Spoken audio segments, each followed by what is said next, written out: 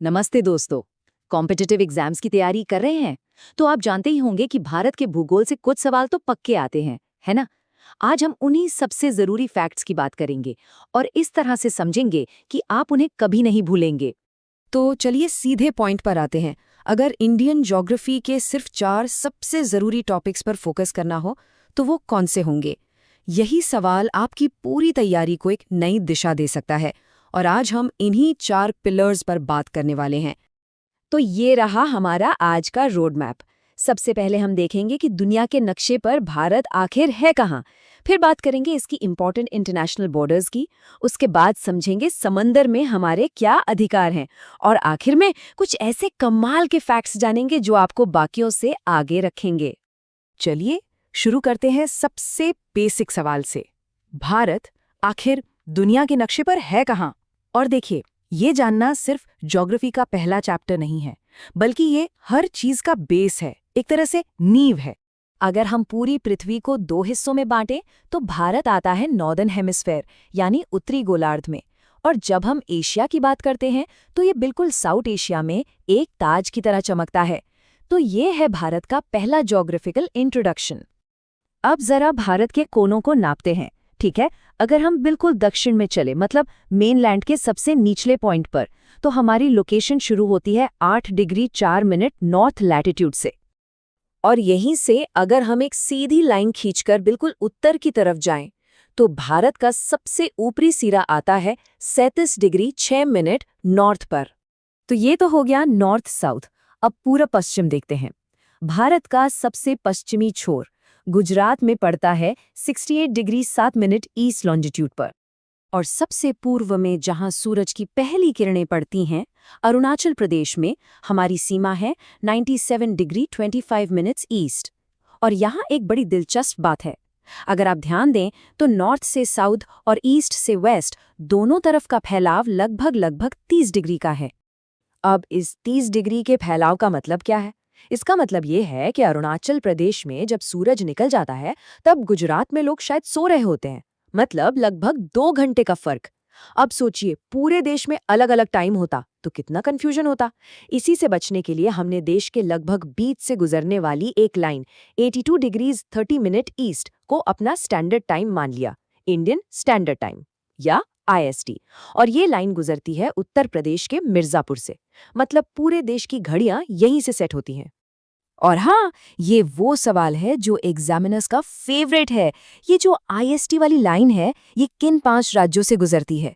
नाम रट लीजिए: उत्तर प्रदेश, मध्य प्रदेश, छत्तीसगढ़, उड़ीसा और आंध्र प्रदेश। ये एक सवाल आपको सीधे सीधे मार्क्स दिला सकता है। पता है, भारत में एक ऐसी अनोखी जगह है जहां ज्योग्राफी के 2 सुपरस्टार्स मिलते हैं। कौन?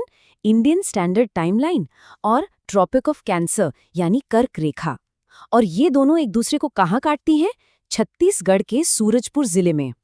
ये एक बहुत ही स्पेशल ज्योग्राफिकल इंटरसेक्शन पॉइंट है। तो ये तो हुई देश के अंदर की बातें। अब चलते हैं उन लाइंस की तरफ जो सिर्फ नक्शों पर नहीं है, बल्कि जिनके पीछे पूरा का पूरा इतिहास है।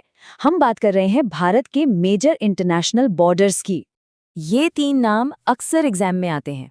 पहली है रेड क्लिफ लाइन, भारत और पाकिस्तान के बीच, जो 1947 में खींची गई थी। दूसरी है डुरंड लाइन, जो 1893 में ब्रिटिश इंडिया और अफगानिस्तान के बीच बनी थी। और तीसरी McMahon line, India China border, जिसे 1914 में तय किया गया था और जो आज भी एक सेंसिटिव मुद्दा है। अच्छा, एक और लाइन है जिसके बारे में शायद कम लोगों ने सुना हो, जीरो लाइन। ये कोई फिक्शनल लाइन नहीं है। ये असल में त्रिपुरा और बांग्लादेश के बीच जो बॉर्डर है उसे दिया गया नाम है। ये एक ऐसा छोटा सा फैक्ट है जो आपको एग्जाम में एज दे सकता है। जमीन की सीमाओं की बात तो हो गई, अब चलते हैं समंदर की ओर। भारत के पास इतनी लंबी कोस्ट लाइन है तो जाहिर है हमारे अधिकार सिर्फ जमीन तक ही सीमित नहीं है। तो चलिए समझते हैं कि इंटरनेशनल लॉ, जिसे UN क्लॉज कहते हैं, वो समंदर में हमारे राइट्स को कैसे डिफाइन करता है। तो देखिए, UNCLONOS 1982 के हिसाब से समंदर पर अधिकार 3 जोन में बटे हैं। पहला है टेरिटोरियल सी, जो हमारे कोस्ट से 12 नॉटिकल माइल्स तक है। इसे आप भारत का ही हिस्सा मान सकते हैं। यहाँ हमारे सारे कानून लागू होते हैं। उसके बाद आता है कॉन्टिग्यूअस जोन, जो 24 नॉटिकल माइल्स तक हैं। यहाँ हम कस्टम्स, फाइनेंशियल और साफ सफाई से जुड़े कानून लागू कर सकते हैं। और सबसे अहम, 200 नॉटिकल माइल्स तक हमारा एक्सक्लूसिव इकोनॉमिक जोन यानी EEZ होता है। इसका मतलब है कि इस एरिया में जितने भी नेचुरल रिसोर्सेज हैं, मछली, तेल, गैस, उन सब पर हमारा हक है। तो सवाल उठता है कि 200 नॉटिकल माइल्स के बाद क्या? उसके बाद शुरू होता है हाई सीज यानी खुला समंदर। ये वो इलाका है जो किसी एक देश का नहीं है। UN क्लॉज इसे बहुत खूबसूरती से कहता है कॉमन हेरिटेज ऑफ ह्यूमैनिटी। मतलब ये पूरी इंसानियत की साझी विरासत है। ये हम सब का है और किसी एक का नहीं। चलिए अब आते हैं हमारे फाइनल सेक्शन पर, एक तरह का रैपिड फायर राउंड। ये कुछ ऐसे की फैक्ट्स हैं जो अक्सर एग्जाम्स में पूछ लिए जाते हैं, तो ध्यान से सुनिएगा। अगर हम सबसे बड़े और सबसे छोटे की बात करें तो भारत का सबसे बड़ा जिला है गुजरात का कच्छ और सबसे छोटा वो है पुदुचेरी का माहे। और अगर यूनियन टेरिटरीज की बात करें तो एरिया के हिसाब से सबसे बड़ा है अंडमान और निकोबार और सबसे छोटा है लक्षद्वीप। एक और मजेदार फैक्ट, क्या आप जानते हैं कि इंडियन ओशन का एक पुराना नाम भी था? प्राचीन काल में इसे रत्नाकर कहते थे। रत्नाकर यानी रत्नों का सागर। ये नाम ही बताता है कि ये महासागर हमेशा से कितना कीमती रहा है।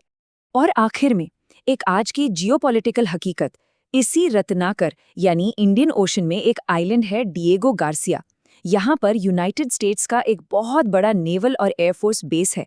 ये इस बात का सबूत है कि ये ओशन आज भी ग्लोबल पावर्स के लिए कितना ज्यादा स्ट्रेटेजिक है। तो ये थे भूगोल के कुछ जरूरी तथ्य, रेखाएं और नंबर्स। पर असली सवाल तो अब शुरू होता है। ये जो स्टैटिक बॉर्डर्स हैं, ये आज की डायनामिक दुनिया में भारत के रोल को कैसे प्रभावित करते हैं?